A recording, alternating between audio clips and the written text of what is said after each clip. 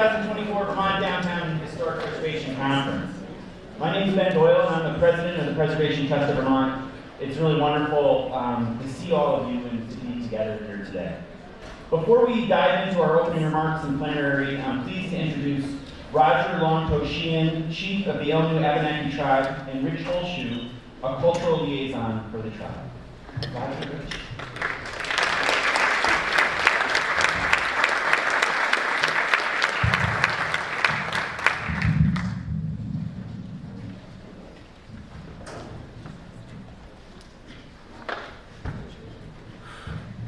This is a Western Abenaki greeting song.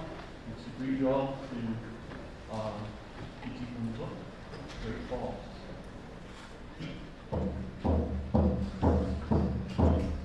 Yo, one day, one old dawning.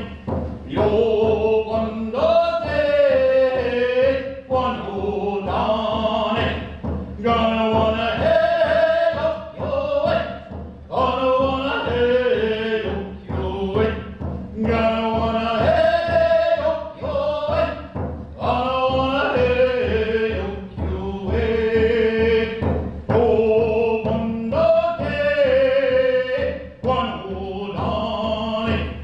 Oh, one day, one old dawning. Gonna wanna head up your way. Gonna wanna head up your way. Gonna wanna head up your way. Gonna wanna head up your way. Wait, close by your hello, Mom.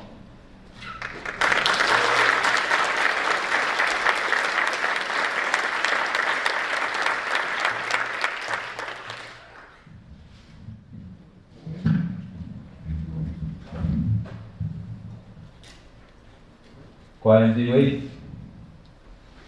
Kulipayo, Yodali, Von Gisaga, Godam Nam Yolan, Ndelizi, the Southland, Day, one Tasaga, Kalisakwaki, Ania Elnobanaki. Good morning. Who is responsible we? Hello, my friends. Even the Ombak, new friends and already friends. Happy to see you here. Welcome to this place. It's in front of the Great Falls, known today as Bellows Falls. It has always been the Great Falls, and it always will be. I was asked to make a land acknowledgement today, a good practice, something for us to keep in mind, something for us to do all the time. Another way to express a land acknowledgement is a land recognition. It's a two-way process, it's a conversation. When we recognize the land, Nidoesaki, our mother, we are looking for our mother to recognize us back. Does that happen? Are you on that level of conversation? I urge you to pursue that. So I want to acknowledge this place, Wombanakik, the Dawnland, the homeland of the Abenaki people, the Almonbak. I speak to you today in Almonbod Wabungan, the Western Abenaki language of which I am a student.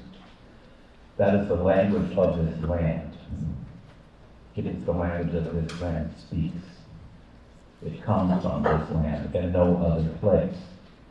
Place matters. Words matter. In Abenaki, the word for where and how are the same word. That's how important it is. Tani. Tani Ayan. Where are you present? Tani Udoviz. Alavizian. How are you called? They're the same thing. We're all connected. We are all relatives. We are all family. One degree or another. I am related to you. Think about that. Prove that I'm not. Can't be done. This is the way of it. So here we are. When we acknowledge this place, this land, Gadakiana, this shared homeland, does this land recognize you? Thank you.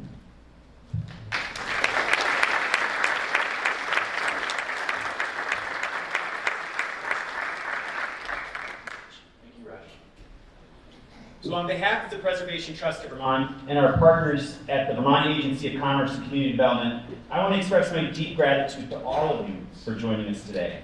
At the Preservation Trust, we believe that all of us can build community through the preservation of Vermont's historic buildings, villages, and downtowns. We are so thankful that you are a part of that community and have joined us today to share, connect, learn, and be inspired by each other. I'd like to take a moment to thank some of our major sponsors for the conference. Without them, this day would not be possible. All of them demonstrate their commitment to Vermont, not just by sponsoring this conference, but by the good work they do in Vermont communities every day.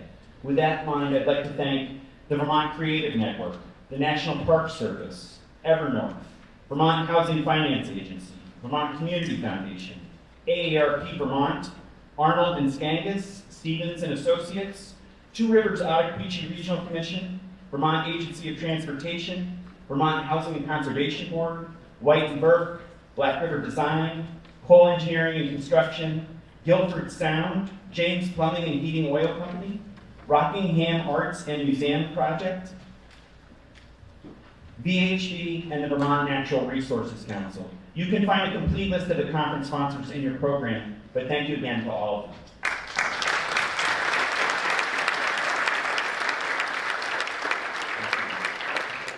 I also want to acknowledge the heroic efforts of our planning committee. They've been working hard on this conference for months. Thank you to the great teams at the Agency of Commerce and Community Development, the Division for Historic Preservation, Vermont Housing Conservation Board, our team at Preservation Trust. I also want to give a special thanks to the Vermont Arts Council, who's been a fantastic collaborative partner as we synchronized our conferences. I know many of you will be here tomorrow for the Creative Network Gathering. I look forward to seeing you there. Putting on an event like this is quite a bit of work. Don't get me wrong, it's a joy, we love it, but I would deeply be remiss if I didn't especially acknowledge a couple of folks, most of all, Betsy Thurston, the Bellows Ball.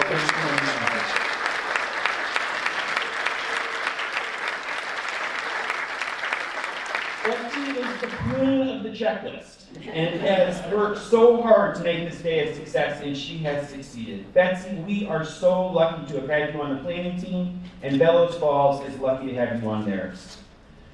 I also want to just say, like, I go to a lot of conferences. I don't think I've ever seen a program more attractive than this one, and that is in large part due to the incredible artwork of Charlie Hunter, who we can find all through town, but is so inspired by place.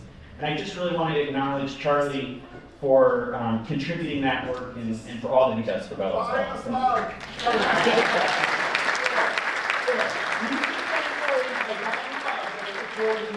Falls. I think they're only $40, so buy them. I also want to acknowledge downtown Gary Holloway. Gary is the champion for all of Vermont's downtowns, a partner and a friend. He's held a lot of this conference in his head. Working through logistics, assembling materials, keeping the trains running, we're all grateful for your leadership. Thank you.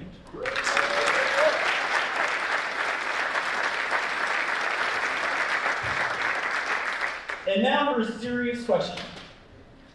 Is there a town in the state of Vermont that is cooler than Bellows Falls? Vermont is blessed with many dynamic downtowns, charming villages, each with their own unique sense of place and filled with people who would never want to live anywhere else. But when we consider the cool factor, you have to admit that Bellows Falls is ice cold cool. It's like Fonzie from Happy Days cool. Record store cool. Bellows Falls is the kind of cool that makes hipsters living in Brooklyn gnash their teeth with envy and question their decisions in life. What other place in Vermont can compare? There's something about Bellows Falls. The industrial history and landscape, the bridges, the trains, the brick. It's always been a gathering place. For the first people who left pictographs on the stone, for the immigrants who worked the mills, for the gay men and women who found community at the Andrews Inn, for the artists, for the entrepreneurs, for the arcade game aficionados. It isn't stuck in time. It's a futurescape, where what once was old is new again, or better yet, timeless. It's a place where the residents welcome you with a sly smile that says, "We're glad you finally figured out what we've known all along, that this place is really cool." I've never been particularly cool. But I feel like if I lived in Bellows Falls, maybe I could be. I think the secret to the coolness of Bellows Falls is actually pretty simple. It's authenticity. It's the ultimate Vermont value. Bellows Falls has always, through ups and downs, through changes in its economy or population, been authentic. Bellows Falls keeps it real, and that's cool. Today we'll hear stories about Bellows Falls, about the mills, about the pictographs, about its neighborhoods, its diner. We'll hear about the dedicated work of the Rockingham Preservation Commission. Some of us will take a bus to nearby attractions like the Rockingham Meeting House or Saxon's River. Whatever you see or learn today, I hope the history of this place will inform your own community's future. I hope you will think about what's authentic in your town, what's vibrant, or could be with your help, what's worth keeping. All of you came here today for something, whether it's inspiration, to share your own knowledge or ideas, or to feel a sense of community. A few years ago, before I worked at the Preservation Trust of Vermont, I attended the downtown conference in Montpelier and went to a session I'll never forget. A presenter who was describing the intersection between the arts and municipal infrastructure said that when we work to better our community, we manifest our intent through our presence. We manifest our intent through our presence. That is an inherently optimistic act. People show up at this conference because they believe good things can happen. After all, preservationists are the world's great optimists. They know that there are things from the past worth saving, and then therefore the future is equally precious. So, of all the words of gratitude that will be spoken here today, let me add a few more, and thank all of you for showing up. It's now my pleasure to introduce Vermont Treasurer Mike Beechek. Mike was inaugurated as Vermont's 31st treasurer in January 2023. During his term, Mike has focused on economic and financial equity.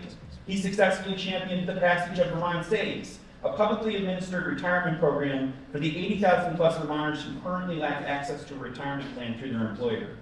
Mike also expanded the 10% in Vermont program and made the development of new housing a top priority.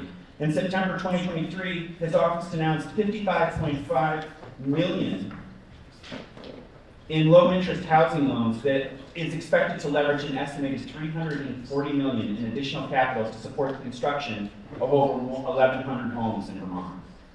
Mike has a long and impressive record of leadership in Vermont, but equally important for our purposes here today, he grew up down the road in Attleboro. He's a local kid who made good. Please join me in welcoming Treasurer Mike Beechek.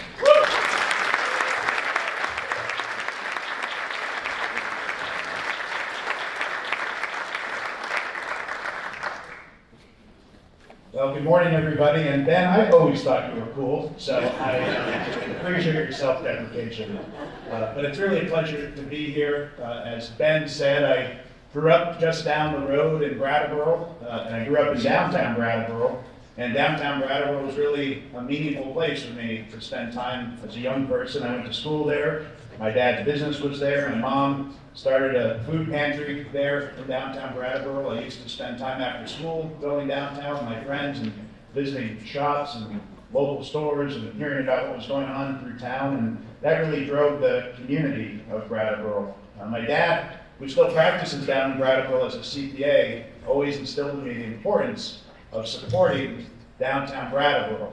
We always had to go to the diner in downtown, even though the food wasn't very good.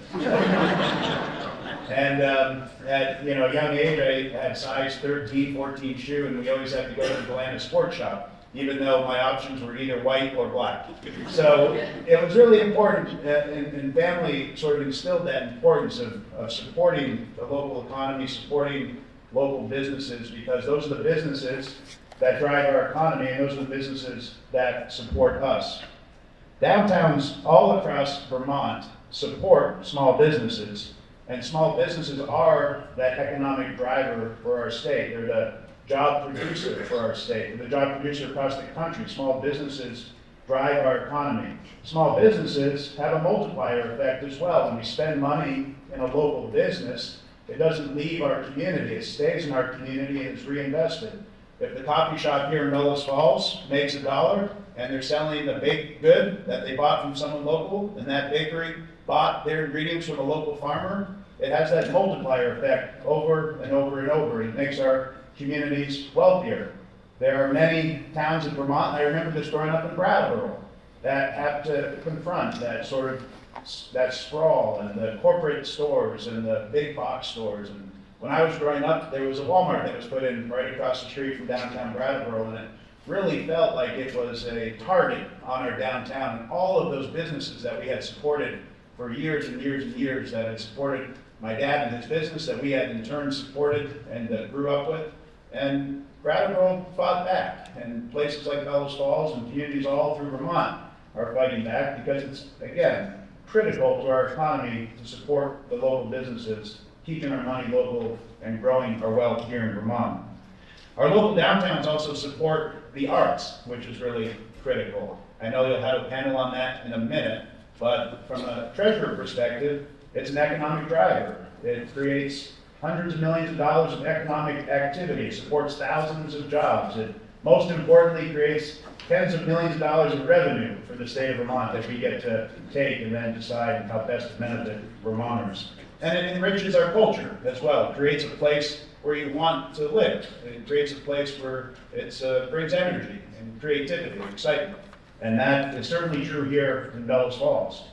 And then our downtowns support community.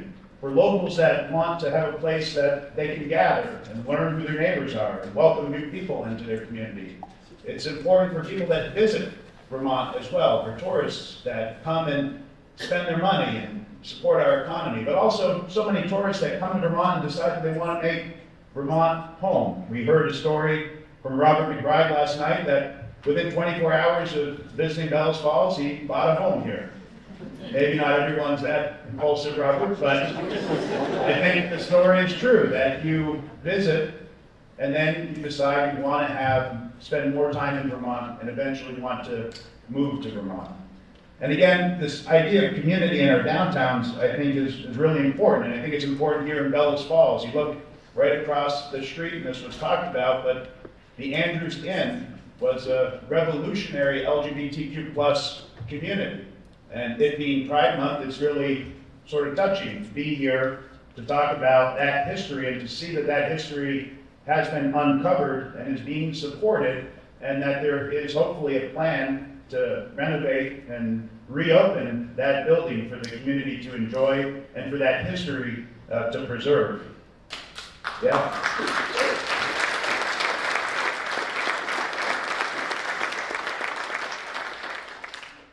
So I'm really optimistic about the future of our downtowns. I'm really optimistic about the future of our state. You know, I'm optimistic because we've seen so much change in Vermont. We've seen people decide that they want to move here following the pandemic. We've seen our revenues grow in the state because a lot of the people that have moved here have brought their jobs with them, and that's increased our tax base. You can see the impact here in Rockingham, where the median salary prior to the pandemic was around $45,000, and now it's over $70,000. And that's pretty remarkable when you think about the history of Rockingham and Bellows Falls and the challenges that this community has had. But it's really the comeback stories like you see here in Bellows Falls that make me so optimistic about our future. That when you have local leaders and local community members lean in, that you can change the trajectory of your community, you can improve it for the better. And that's a story that will resonate all throughout Vermont and really all throughout New England as well. So I want to congratulate all of those that are here from Bellows Falls that have had a part to play in your comeback story. It's really quite remarkable. Again, growing up in Brattleboro, we never came to Bellows Falls. We just did not spend a lot of time here. There wasn't a lot to do. And my impression is I've never seen Bellows Falls look better.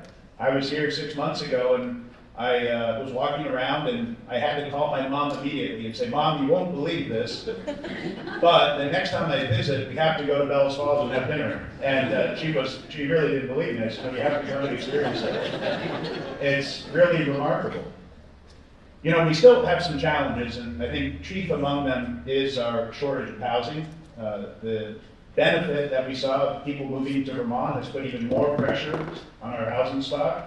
It's important as a state to focus on that issue because it's an economic issue, but it's also a social issue. It's impacting so many of the social issues that we're trying to confront across Vermont. And our downtowns are the perfect place to make those housing investments. Ben mentioned the program that we have, 10% in Vermont. I saw Seth Leonard here from the Vermont Housing Finance Agency. We've made significant investments from our office, from our state's balance sheet, into downtowns all across Vermont. Of the $65 million or so that we've invested so far, close to $60 million of that was invested in downtowns to support housing, affordable housing, workforce housing, to make sure that the communities have places where people can live, that those communities are walkable, that they're close to those local businesses that are so important and vital to the future of our state. And we look forward to doing more on the housing front, and maybe even making some investments here at some point in Bellows Falls. So again, I just want to close with great appreciation for being able to be included this morning and in the program. Great appreciation for the leadership that's been shown here in Bellows Falls. It really is a story that can be taken to so many corners of our state. And it's really great to see, and I really applaud you and look forward to all the future success you'll have here in Windham County. Thank you.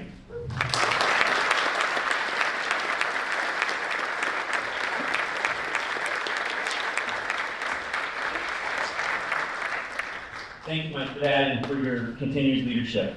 Next up, we're going to get some video remarks from Congresswoman Becca Allen. Roll it.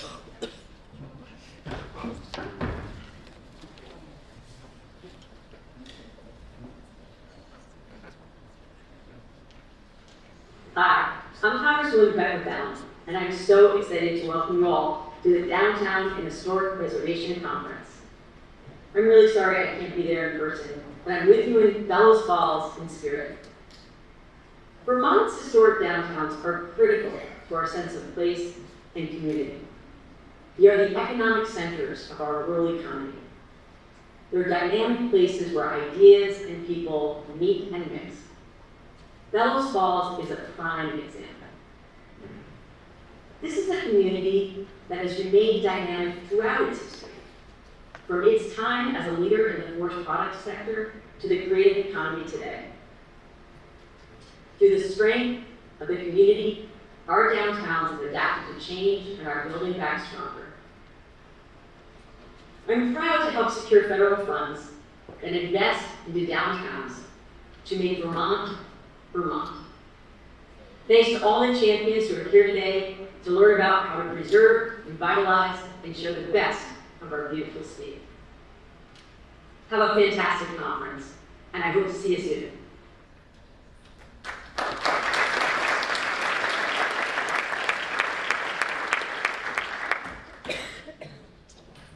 All right. Well, next up, we've got our Preservation Trust of Vermont Awards. And with that, I'm really excited to turn the microphone over to our fantastic field service representative, many of you know, Jenna Lapachinski. Jenna?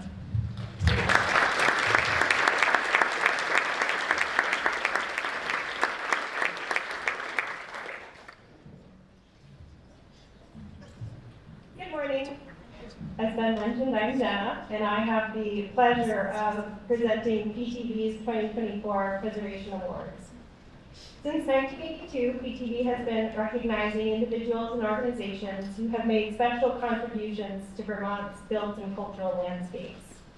We've also been hosting a preservation conference since the mid-1990s, and some of you may remember that PTV hosted a conference in Bellows Falls in 2004.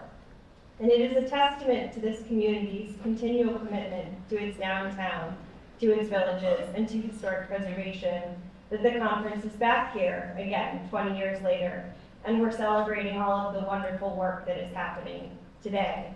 And it's also very fitting that this year's Preservation Award recipients reflect that same commitment to long-term community revitalization.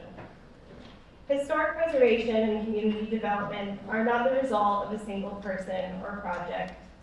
They're not one and done, here's a ribbon, let's cut it, celebrate, and go home. Community development happens incrementally with continuing dedication from individuals and organizations who want to contribute to a greater sense of place and of purpose. This is work that happens through monthly meetings and annual work days. It's regular maintenance, and it's rising to the challenge of once-in-a-generation investments.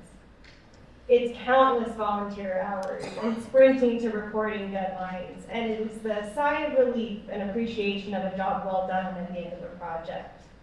It is longtime community champions, and it's newcomers who want to be part of this wonderful place that we call home. It's preserving what is most important while also allowing for sensitive growth and creative reinvestment. This year's award recipients reflect the amazing work that happens every day in Vermont. So to all of the part-time town clerks, community organizers, volunteer select board members, long-standing institutions, and newly formed working groups, to all of you who showed up today, thank you. None of this work that we do happen without your daily contributions to these projects. And a special thanks to Meg Campbell, who does an amazing job bringing the stories and projects to life through the awards film. So, here are the 2024 Preservation Awards. They represent the very best of preservation and community revitalization and the wonderful people who make this work possible. Thank you.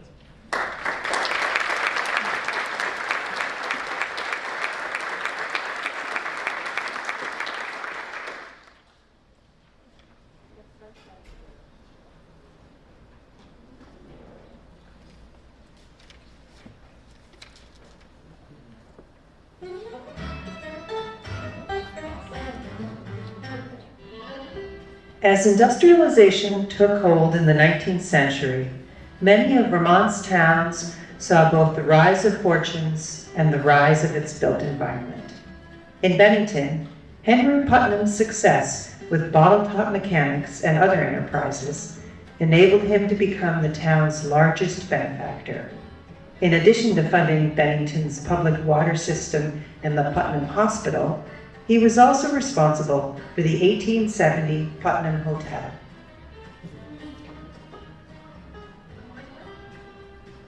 Located at the main intersection in the heart of the community, the hotel's ground floor businesses contributed to the commercial activity of the bustling downtown, and upper floors provided visitors from out of town central and comfortable accommodations. But since the late 1970s, the hotel was underutilized. A few establishments occupied some of the first floor spaces, but the upper floors had been vacant for decades. Understanding that something needed to change, in 2016, leaders from some of Bennington's most important institutions came together with the goal of identifying a project that could transform and strengthen the area. Other business leaders soon joined, and together they formed the Bennington Redevelopment Group. The stars aligned as the entire 4-acre Putnam block, including the courthouse and the Winslow building, totaling over 80,000 square feet, went on the market. The group acted quickly to secure an option on the property and set to planning the redevelopment.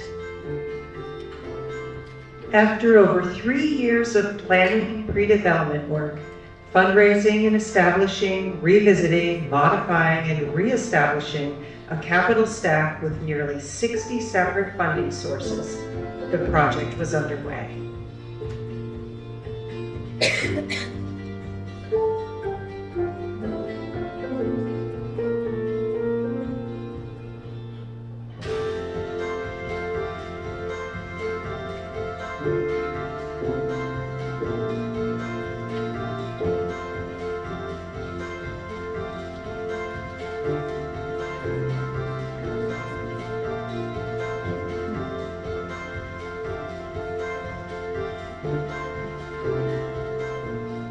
The work included preserving essential features while transforming the derelict structures into 31 new residential units, targeting a wide range of incomes.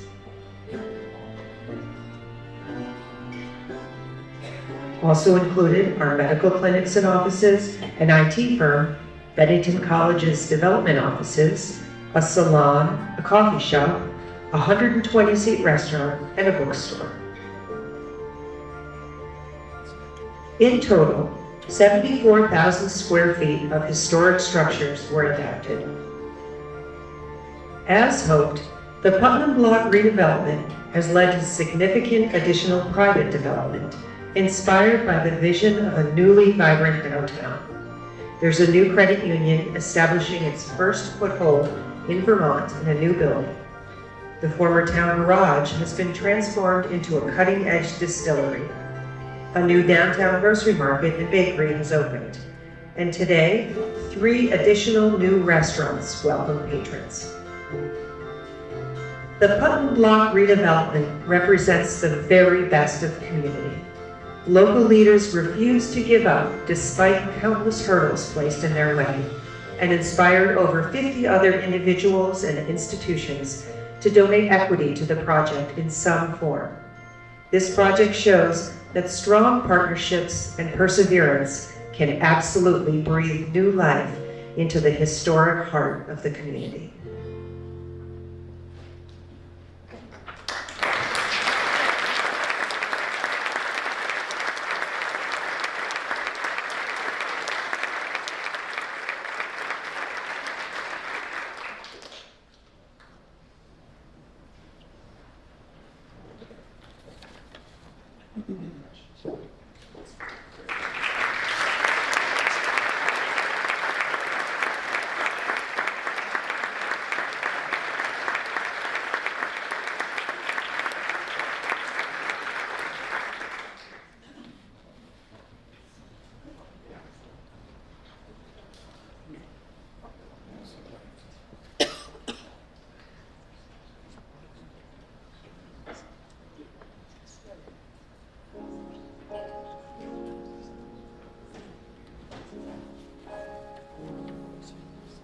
There are certain structures in small Vermont communities that telegraph long-held values: hard work, sense of place, community connections.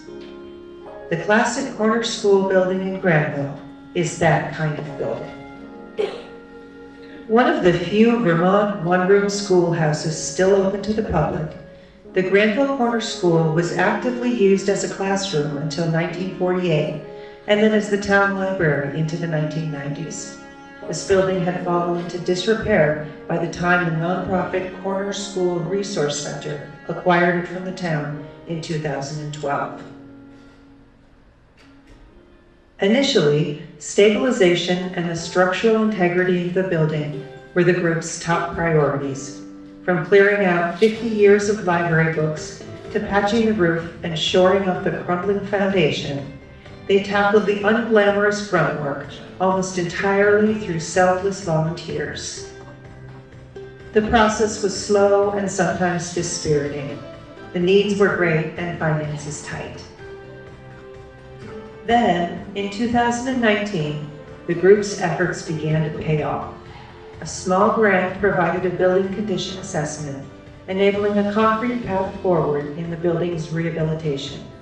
Other grants soon followed, from new foundation and sills, the restoration of the magnificent 12 original windows, and installation of 2 new entry doors, a heat pump, public high-speed internet, ADA access and upgraded electricity, and custom storms and interior window treatments. And remarkably, volunteers continued to contribute tens of thousands of in-kind dollars through cleaning, painting, carpentry, architectural designs, pro bono legal advice, marketing, and more. In 2021, the Corner School Resource Center was officially dedicated with a public celebration that included food, storytelling, live music, and the raising of a Vermont State Historic Site marker. For the last 2 summers, the group has offered dynamic programming in this town of only 301 people, including naturalist workshops, an annual community art show, a popular course in memoir writing, the debut of a documentary about Granville hill farmers, and the launch of a children's literacy program. Plans are afoot for a week-long children's day camp and classes in art, writing, and nature. Transforming this historic school building into a generative public space has revitalized community connections and offered cultural enrichment to an underserved population. The work of the Corner School Resource Center demonstrates that small steps, carefully taken, can revive the small town values that have been there all along.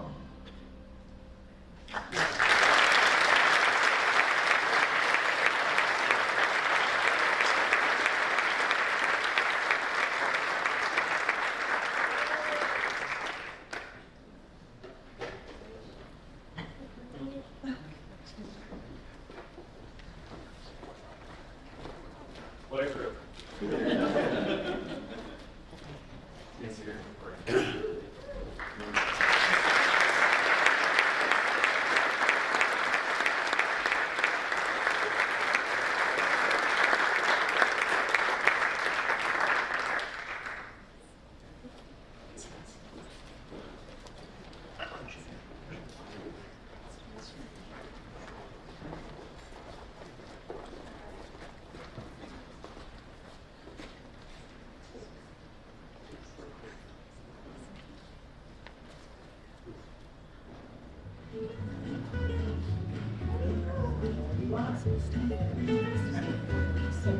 Small towns depend on volunteers to get things done.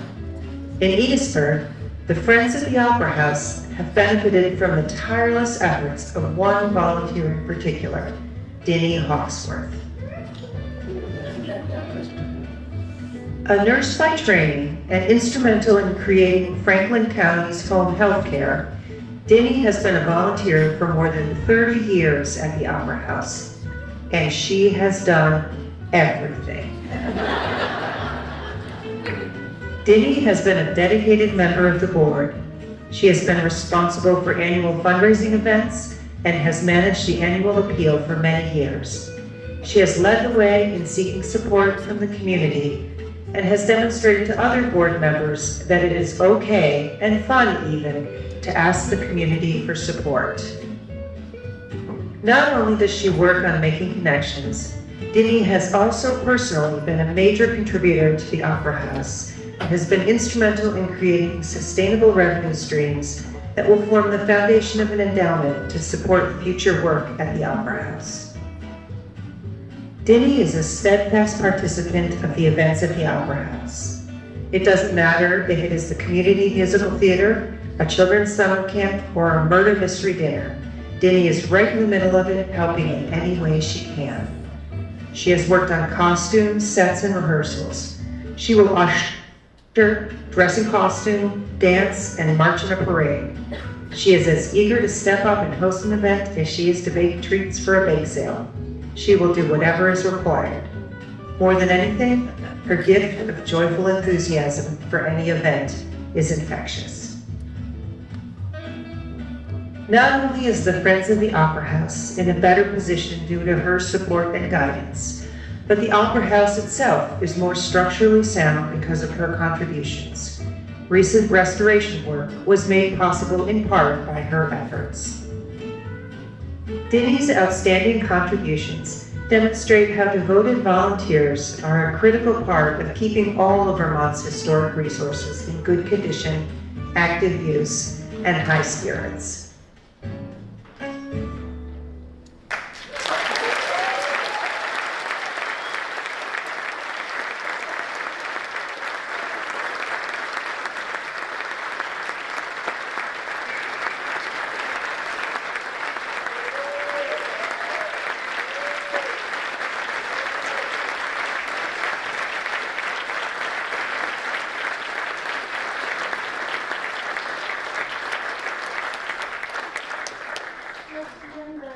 There is no I in Keene.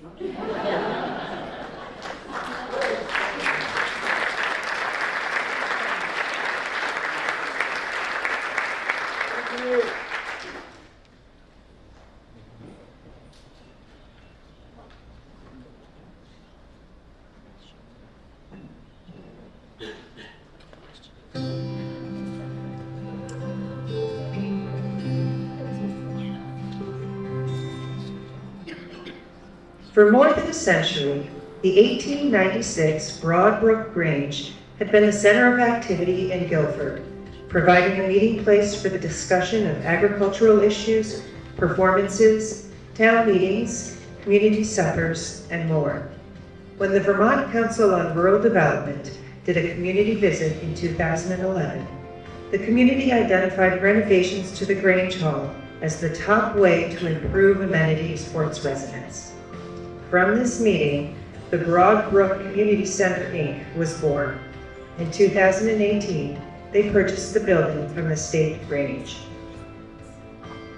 Faced with an old, inaccessible, uninsulated building, the Community Center Board had their work cut out for them.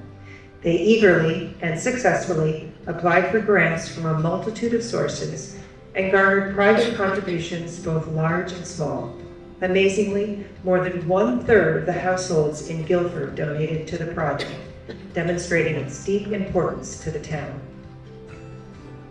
Still, the planning, post-pandemic construction cost increases, and the surprising discovery of a well in the old crawl space in the Emergency Archaeological Festival in Commander resulted in a $2.3 million project. The Broadbrook Community Center continued on, raising the funds needed to get the job done.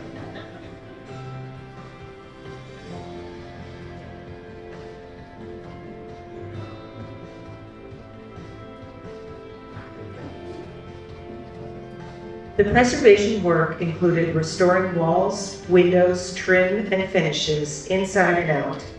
Today, the historic building looks almost exactly as it did before the renovation, but it houses updated modern systems, a sprinkler system, a new septic system, new wiring and lighting, an elevator and entry ramp, new bathrooms, a fully functional kitchen, and a full basement.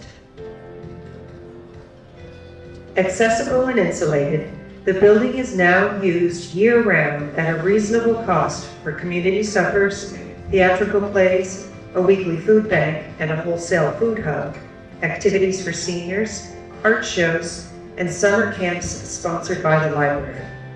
The building is available for rent for public and private events with a sliding scale for local nonprofits. Thanks to the sustained effort and teamwork of the board of the Broadbrook Community Center, Guilford once again has a hub where people come together to learn, have fun, enjoy culture, and engage in civic life, a place that will be standing for at least another century.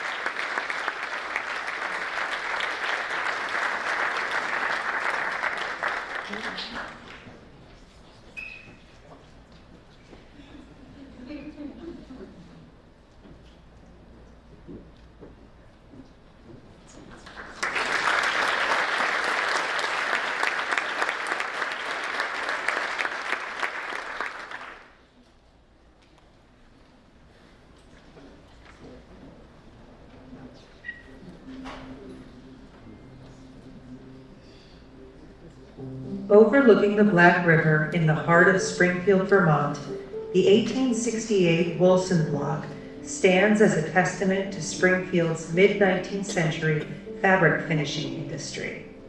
Since its construction, the street level has been dedicated to commercial use. The upper floors have housed a public library, offices, apartments, a meeting hall for the Grand Army of the Republic, and a Masonic temple. Over more than a century, the facade was reshaped. Portions of the glazing were removed, steel fluted columns flanking the entrances were hidden, and the original wood trim covered up. The building eventually fell into disrepair and became unoccupied shortly after the start of the 21st century. Addressing the need for both improved commercial space and affordable housing, Evernorth and the Springfield Housing Authority teamed up with Black River Design Architects and H.P. Cummings to bring life back to this once vibrant building. On the exterior, a large portion of the brick facade was repointed including the detailed corbelling around windows and replacement of broken granite keystones. The dilapidated commercial storefront was removed and the original fluted columns uncovered. Full-height glazing was brought back, showcasing the beautiful interior commercial spaces with restored hardwood flooring and painted tin ceilings. The original wood single-hung arch-top windows were restored and wood trim repainted.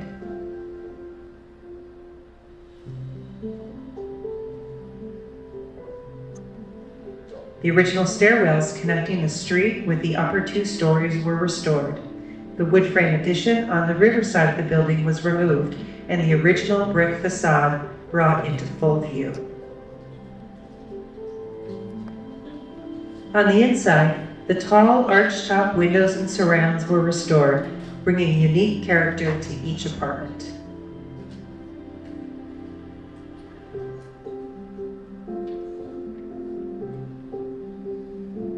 The restored Wilson block now contributes to the vitality of downtown Springfield. 4 fully accessible storefronts provide space for local businesses. 15 low-income residential units are available on the upper 2 floors of the building. The lower level, which looks west towards the river, is used for transitional housing operated by Springfield Housing Authority. Thanks to Evernorth and the Springfield Housing Authority, the Wilson block has returned to a place of prominence in downtown Springfield, providing both architectural beauty and a vital space for commerce and housing.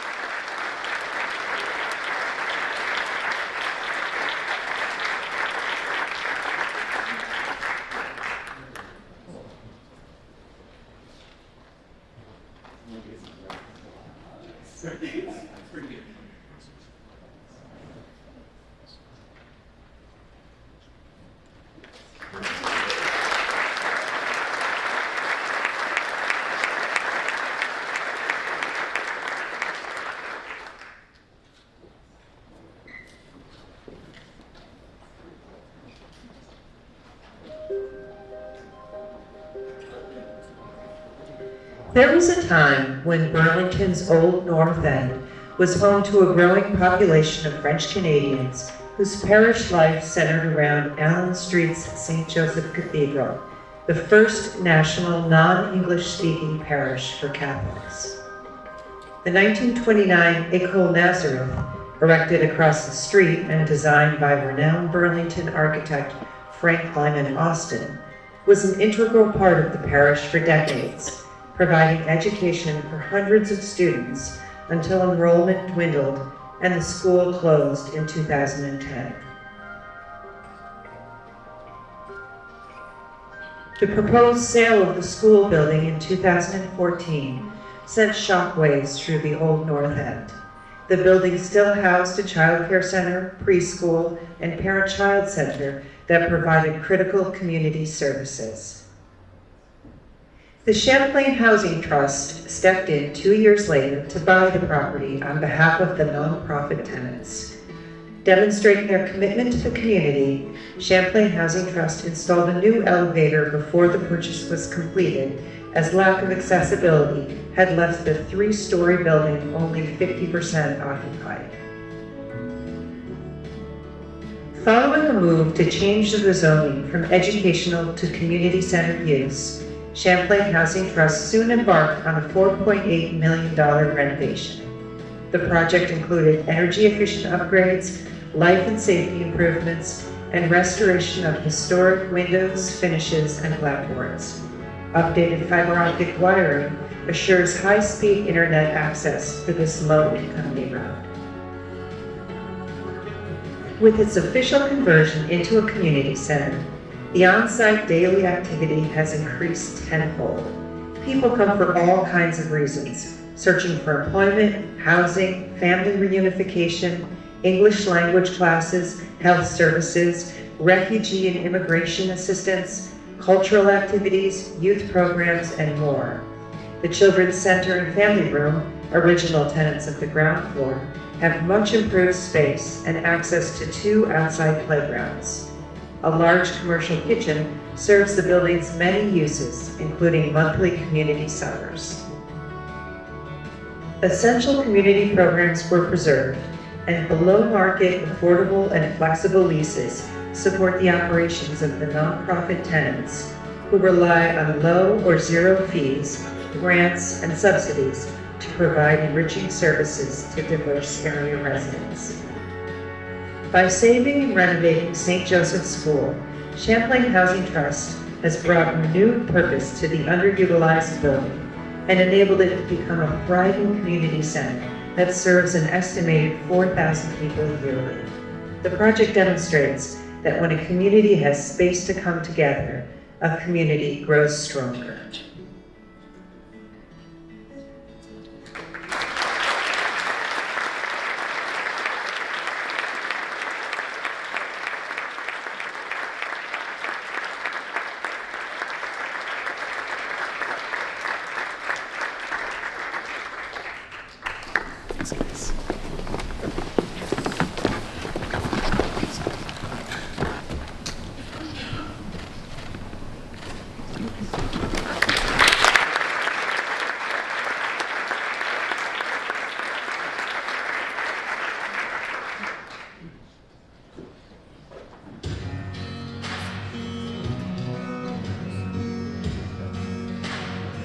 When the Fairbanks Museum of Natural Science opened in 1891, its purpose was to make Franklin Fairbanks's Cabinet of Curiosities available to the community of St. Johnsbury and to the wider region.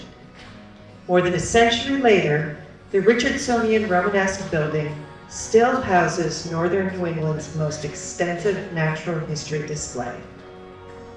Building on Fairbanks's passion and the modern-day mission to inspire wonder, curiosity, and responsibility for the natural world, the Fairbanks Museum began working in 2016 on an addition to create more exhibit space, to make the balcony of the historic museum accessible, and to make the building more resilient to climate change.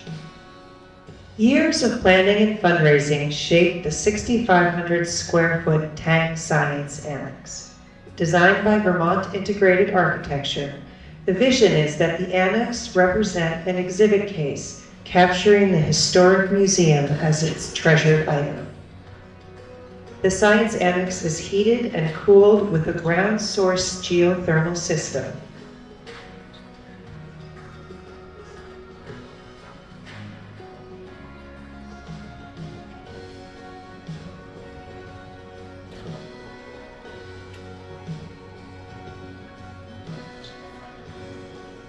The annex is the first mass timber building in Vermont, and it is the first building in the world to use Eastern Hemlock cross laminated timbers.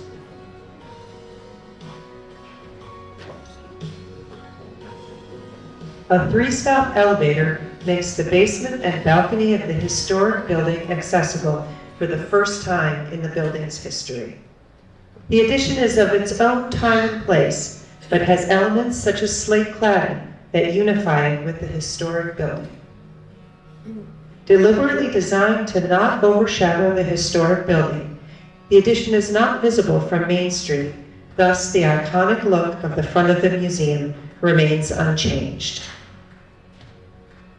The project also restored the historic building with the goal of hardening it to the increased precipitation that our region will experience with climate change.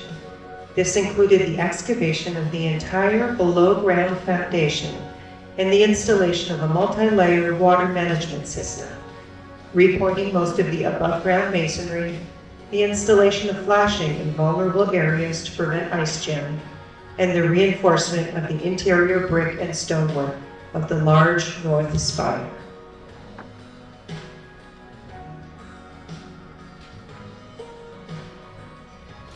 Today, the Fairbanks Museum and Planetarium proudly offers more accessible space for arts and culture programming, hands-on STEM-based exhibits, and space leased to the Community College of Vermont for pre-kindergarten to post-secondary educational activities.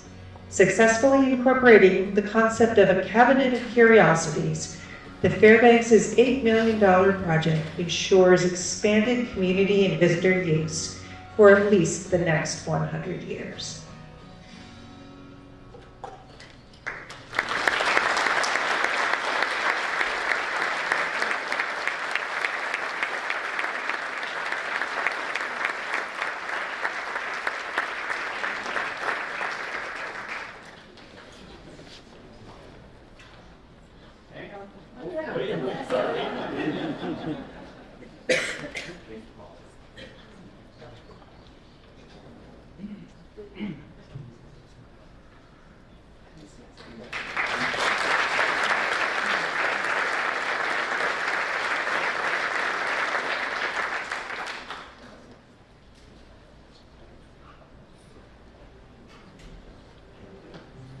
In a town of 1,800 residents, one would not expect an outsized capacity to save and reuse historic places.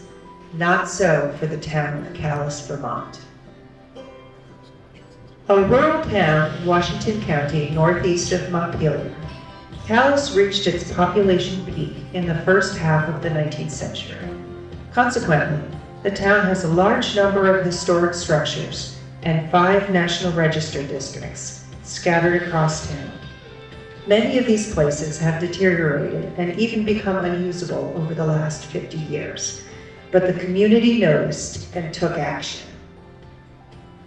After the 1850 East Calais General Store abruptly closed in December 2019, the East Calais Community Trust formed and bought the building. Extensive restoration, deep energy retrofits, and ADA upgrades brought Vermont's oldest continuously operating store back to life in October 2023 as the state's first all-electric, fossil fuel-free general store. The $2.8 million project includes 3 affordable housing units, and now the store is once again serving as a hub for the community. The 1886 Memorial Hall on Mirror Lake was the centerpiece for community life in and around North Calais for over a century prior to being condemned in 2014. The nonprofit North Calais Memorial Hall Association formed to purchase and revive this gathering space. Completed in 2023, the hall is now structurally sound and features new building finishes and systems, full ADA compliancy, and a restored 2-story porch. Over $860,000 was raised from funders and community members to ensure that the building, land, and swimming access would remain a community asset for future generations. Local Friends organizations have also been key to stewarding significant historic sites, including the state-owned Old West Church. Built in 1823, this pristine church hosts a wide variety of cultural and community gatherings. Leading up to the building's 200th year celebration in 2023, volunteers raised significant funds for interior and exterior preservation work, including restoring the iconic steeple. With no modern systems for lighting or heat, the Old West Church continues to connect families and communities, local and distant, to the past, present, and future in this crossroads village. The 1803 Robinson Sawmill in Kent's Corner is the state's oldest operating mill and provided much of the lumber to construct buildings throughout the area. A determined group of milling technology enthusiasts formed the Robinson Sawmill nonprofit and secured funds and volunteers to rebuild the stone foundation, replace failing structural beams, and revive milling operations, creating a place where people could gather to trade information and build relationships. The 1866 Calais Town Hall suffered years of deferred maintenance, leaving it unable to be used for the benefit of the community. A group of committed citizens and the town of Calais embraced a hyper-local approach to turn the building into a year-round, safe and comfortable space for municipal meetings and community activities. Local planning, local knowledge, local expertise, and local skills saw the project through to realization. A new foundation was poured, the building raised out of the floodway, and the exterior painstakingly restored. Through the sheer will and desire of the community, the town hall is once again the center of civic life in town. None of these projects would have succeeded without the extraordinary effort of the citizens of Calais. They've done an outsized job of cultivating a sense of place and strengthening the community vitality of its villages and rural areas. They've kept gathering places alive, revived shuttered businesses, restored infrastructure essential to the community's heritage, and helped address the need for affordable housing. The individuals and teams on these projects have brought hard work, persistence, thoughtfulness, and deep commitment to Calais, proving that even small communities can do great things.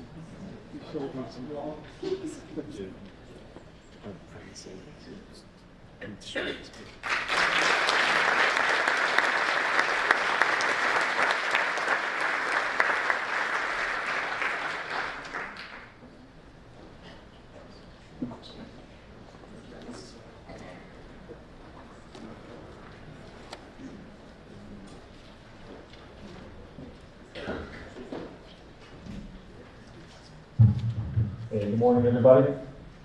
My name is Gary Holloway. I'm the Downtown Program Manager, Department of Housing and Community Development.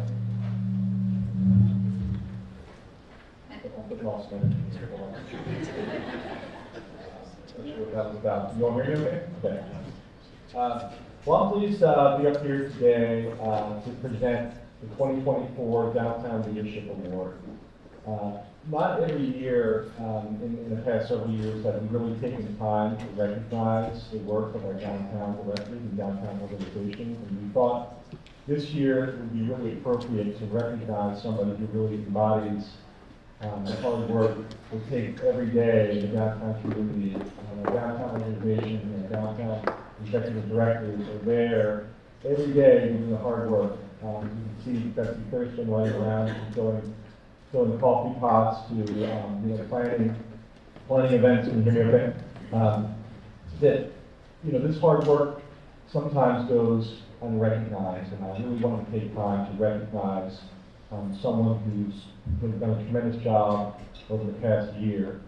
And I'm really glad to present 2024 Downtown Leadership Award to Katie Fouts, who is the Executive Director of Montpelier Live. In a moment here, we're going to get a chance to see a video, and thanks to Campbell for helping us to put this video together for this award as well. But before I do that, I just want to have a few words about Katie, but also the award itself. When I was thinking about the award, I was thinking about a person who demonstrates the extraordinary dedication and stewardship to the well-being and vibrancy of the downtown community. Someone who's a beacon of light and inspiration, who guides and attracts others to the leaders and selflessly gives of themselves day in, day out. Katie was born and raised, actually let me say this, not too long ago, I was having a conversation with Katie, probably about a year and a half ago, and she was contemplating a career change and trying to figure out if she would evolve from doing event planning and being a musician into doing something different. And she asked me if she would be good at being a downtown director if she had what it takes. I can tell you that a little over a year later that she has certainly proven her capabilities as a proven leader in downtown Montpelier.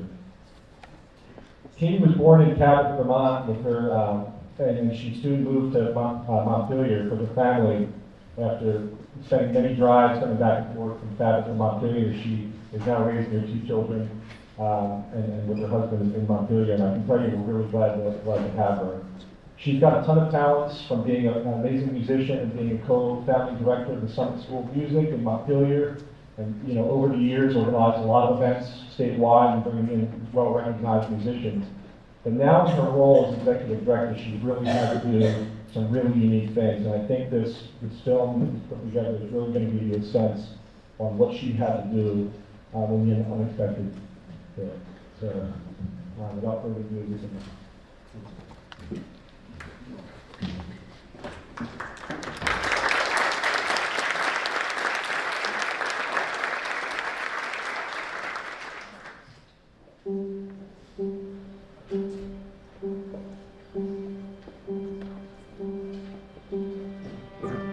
On July 10th, 2023, Executive Director of Montpelier Alive, Katie Trouts, was hit with the unexpected.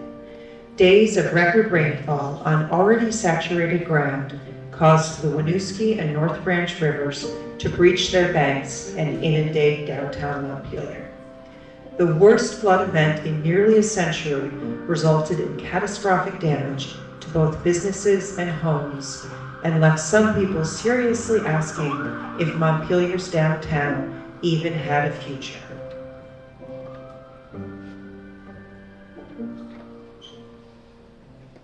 A musician, mother, and arts advocate, Katie was just a month into her tenure at Montpelier Alive when she demonstrated the creativity, dedication, and leadership that helped a devastated community rise up.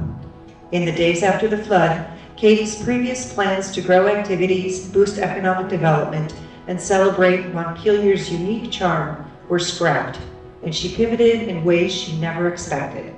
With the assistance of the City Parks Department and community leaders with emergency response experience, she became a central figure in the city's recovery.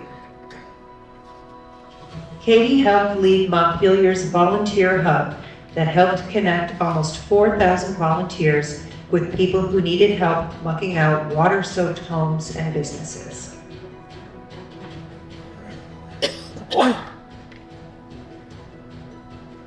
She linked businesses to assistance providers, helping them apply for funding and helping raise and disperse over $2 million in direct flexible funding to local businesses, many of whom by their own admission would not be operating today, if not for that assistance.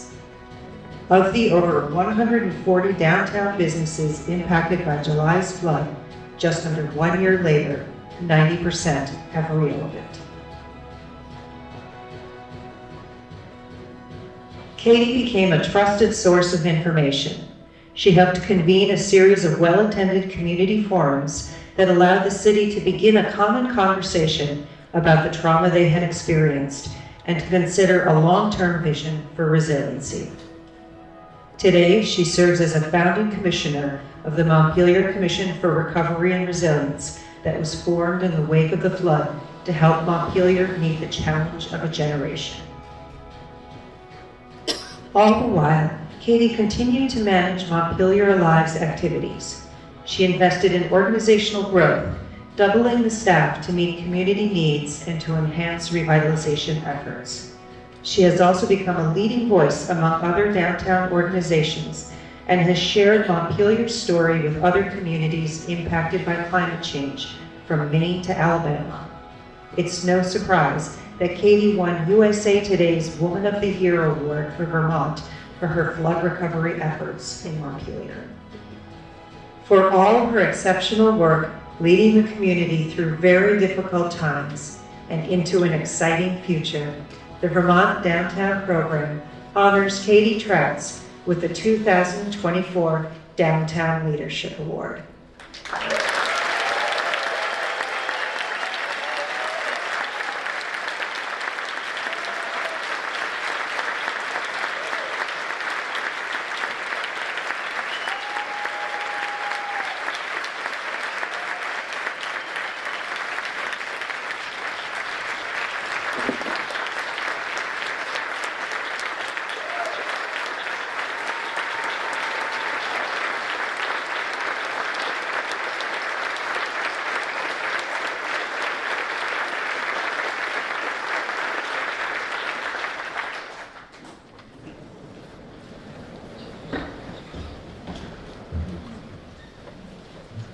It's gonna take a minute.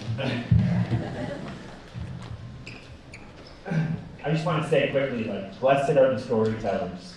You know, that stories like that inspire, help us recognize ourselves, help us know what's possible.